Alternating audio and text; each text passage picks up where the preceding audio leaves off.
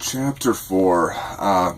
This is probably, if there was a chapter that I would just straight up cut, this is very nearly the one. I've said before that I'm not a huge fan of the whole fish out of water thing.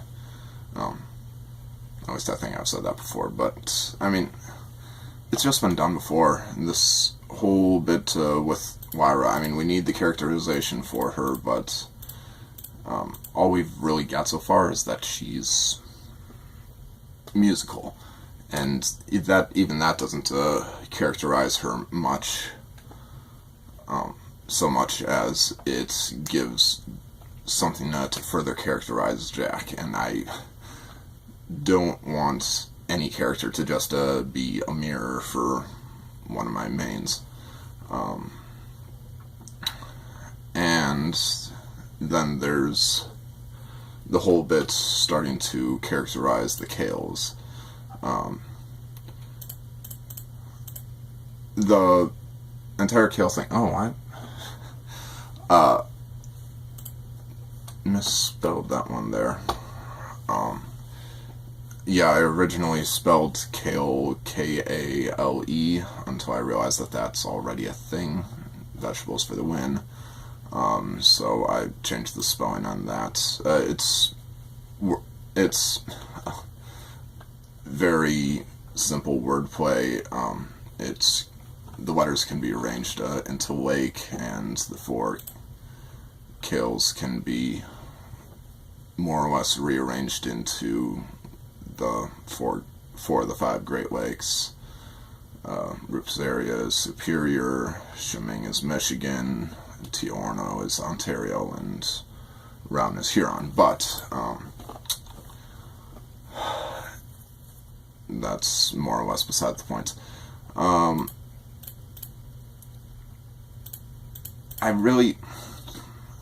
It felt very necessary to characterize them like this, but I do it much more effectively later, and here it just feels like info drop the chapter, and I don't mind it the first time around because it's info that needs to be said, but like I said, it's said better elsewhere, but I kind of think that I want to cut it from the elsewheres because it's for the sake of narrative flow. I like how it's said better there, but the when says that it should be done here, and that still means that it's said with Jack barely knowing how to write.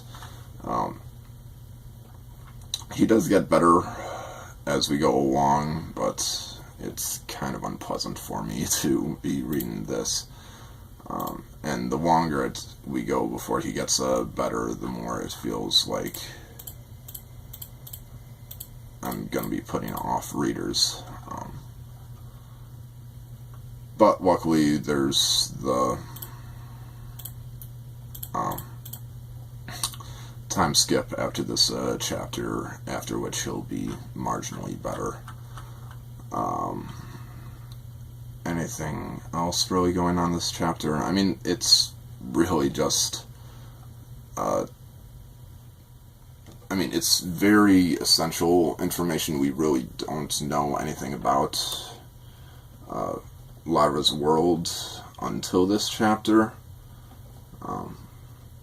Save that it exists, but I guess there's the whole Kales itself. I don't know if I should keep that in, because, I mean, functionally it is pretty much just country. I mean, maybe it would work better as barony or kingdom, but this does put a little bit of otherworldliness to it, and we get a pretty solid explanation from Simeon why Kale would be a fairly reasonable translation, and Lyra's refusal to translate it.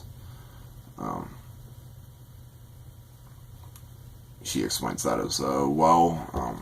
but I think that would probably be part of why it would be cut. Part of the bit that's I'm heavily considering cutting. Oh yeah, that gotta get rid of that bit mentioning the warm air again. It's still within Simeon's capabilities, but just kind of awkward. I had originally ended this chapter without cutting in to explain the abrupt ending. She tried telling one of their jokes, but apparently it didn't translate well. It went something, and then just cut, and then the next chapter, but pretty much nobody got that was a joke, gag, whatever, and assumed that I had just forgotten, accidentally cuts the second half of the chapter, and that they were naturally missing something. It's very intentional and was supposed to imply that Jack is vaguely absent-minded, but I mean, that isn't a character trait that really went anywhere, so I didn't mind.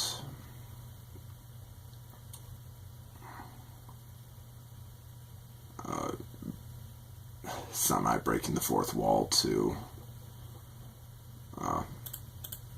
explain what's up. What else happens this chapter?